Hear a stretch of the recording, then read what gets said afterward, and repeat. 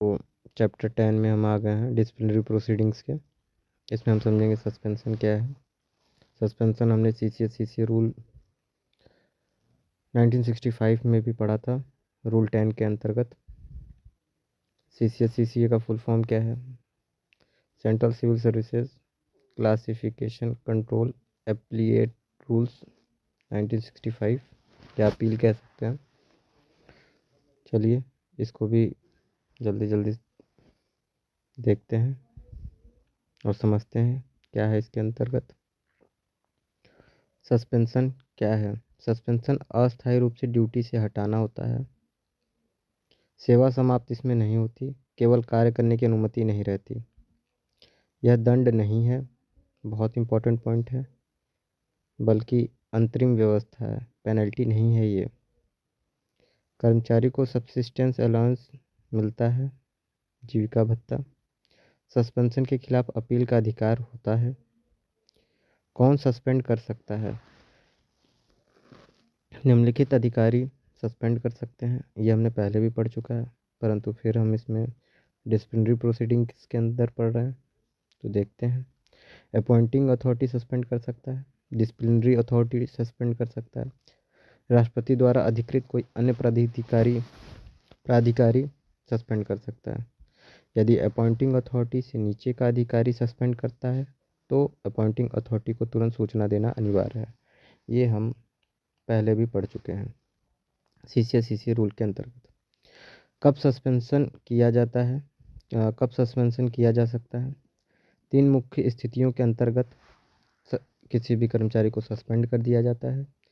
विभागीय कार्रवाई लंबित प्रस्तावित हो तब, राज्य की सुरक्षा के विरुद्ध गतिविधि किया हो तब, आपराधिक मामला जांच विचाराधीन हो तब, डाउरी डेथ IPC 304B के मामलों में सस्पेंशन अनिवार्य है। डीम्ड सस्पेंशन माना हुआ निलंबन कब माना जाएगा कि कर्मचारी निलंबित है? बिना आदेश के भी सस्पेंशन माना जाएगा जब 48 घंटे से अधिक हिरासत में हो, 48 घंटे से अधिक कारावास की सजा हो तब। सस्पेंशन की समीक्षा, रिव्यू ऑफ द सस्पेंशन, 90 दिन के भीतर रिव्यू अनिवार्य होता है। रिव्यू न होने पर सस्पेंशन स्वतः समाप्त हो जाता है। अधिकतम 180 दिन तक एक बार में बढ़ाया जा सकता है, रिव्यू करके कि एक बंदा 180 दिन तक सस्पेंड रहेगा। सब्सिस्टेंस अलाउंस, पहले 3 महीने हाफ पे प्लस DA प्लस HRA। अच्छा, ये कई बार क्वेश्चन आता है कि सस्पेंडेड इंसान को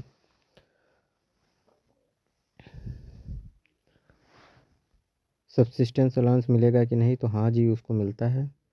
अच्छा, सब्सिस्टेंस अलाउंस के अंतर्गत क्या क्या होता है ये हम आपको बता दें। इसमें हाफ पे होती है, प्लस DA होता है, प्लस HRA होता है।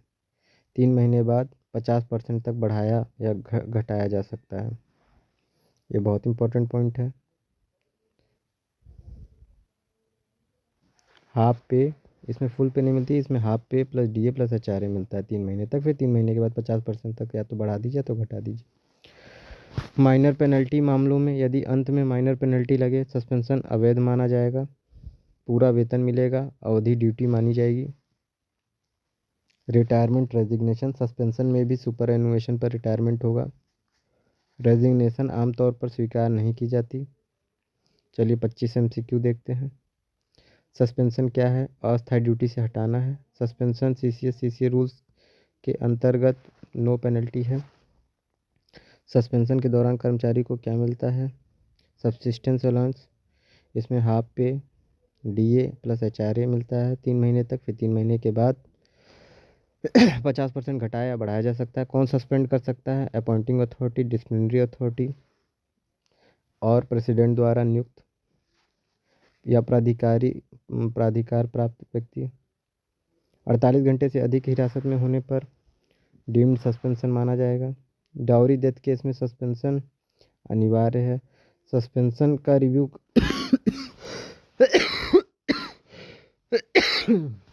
रिव्यू कब होना चाहिए? 90 दिन के अंतर्गत। एक बार में 180 दिन से ज़्यादा सस्पेंड नहीं किया जा सकता है रिव्यू के बाद। रिव्यू ना होने पर सस्पेंशन स्वतः समाप्त हो जाएगा। सब्सिस्टेंस अलाउंस FR की किसमें पार्ट में है, तो FR 53 के अंतर्गत सब्सिस्टेंस अलाउंस का जिक्र है। माइनर पेनल्टी लगने पर सस्पेंशन अवैध माना जाता है। सस्पेंशन के दौरान लीव नहीं मिलती। सस्पेंशन अधिकतम कितने दिन एक बार में बढ़ सकती है, 180 दिन।